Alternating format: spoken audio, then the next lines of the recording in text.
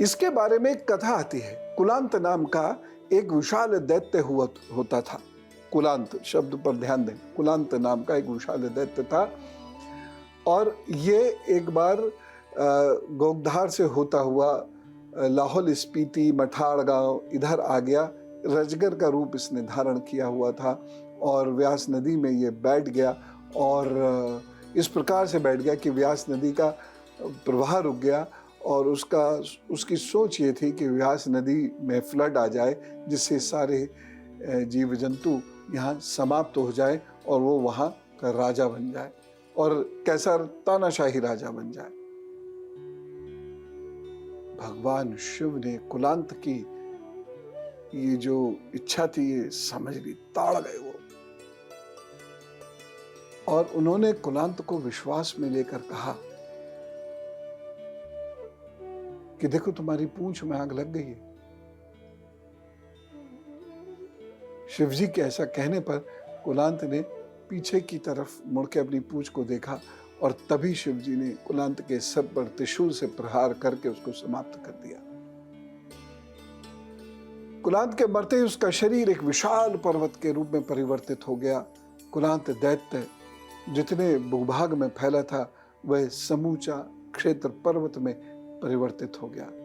शायद इसी कुलांत के नाम से कुल्लू घाटी नाम पड़ा है।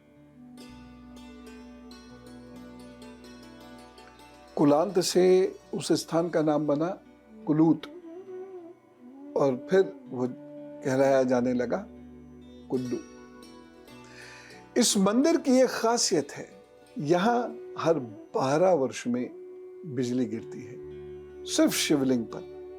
जानमाल का कोई नुकसान नहीं होता, आसपास के हिस्से का कोई नुकसान नहीं होता।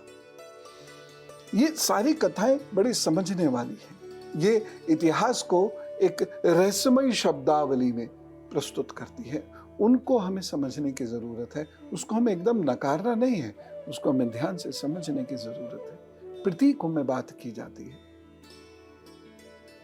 उनको समझने की आवश्यकता है, तब पूरा इतिहास एकदम क्रिस्टल क्लियर हमारे सामने आ जाए। और अब गुरु मंत्र में मैं आपको आंवले के बारे में बताता हूं। देखिए, हर व्यक्ति को 50 ml का विटामिन सी जरूर चाहिए, जो एक आंवला मात्र खाने से मिल जाएगा। आंवले का मुरव्वा खाया जाता है, हर बच्चे को आंवले का मुरव्वा खिलाना चाहिए। हाँ, ये जरूर है कि ये शुद्ध हो। ब्लड प्रेशर में आंवला बहुत लाभ देता है। ऐसे कसैला होता है, आंवला ऐसे कोई नहीं खा सकता, लेकिन चटनी बना के आप खा सकते हैं, मुरव्वा बना के आप खा सकते हैं। टेस्टी भी बहुत हो जाता है। और आंवले को पीस लीजिए, धनिए में मिक्स करके फिर इसको नमक वगैरह डालकर चटनी बनाइए और देखिए क्या बड़े क्या बच्चे सब बहुत शौक से खाएंगे और इससे हड्डियां जो अगर कमजोर हैं वह मजबूत होने लग जाएंगी। सूखा आंवला खाने से हड्डियां मजबूत होती हैं। आंवले का अचार बड़ा टेस्टी लगता है, बड़ा मजा आता है खाने में, टेस्टी लगता है, चटपटा ऐसा वाला। और इससे बहुत सारी बीमारियां भी दूर होती हैं। शास्त्रों में इसीलिए आंवले को इतनी इंपॉर्टेंस दी है कि आंवला नवमी मनाई जाती है, जिसमें आंवले के पेड़ के नीचे बैठकर लोग भोजन करते हैं। घर में यदि तंत्र का प्रभाव हो तो गमले में आंवले का पौधा लगा दीजिए, तंत्र का प्रभाव होना खत्म होने लगेगा।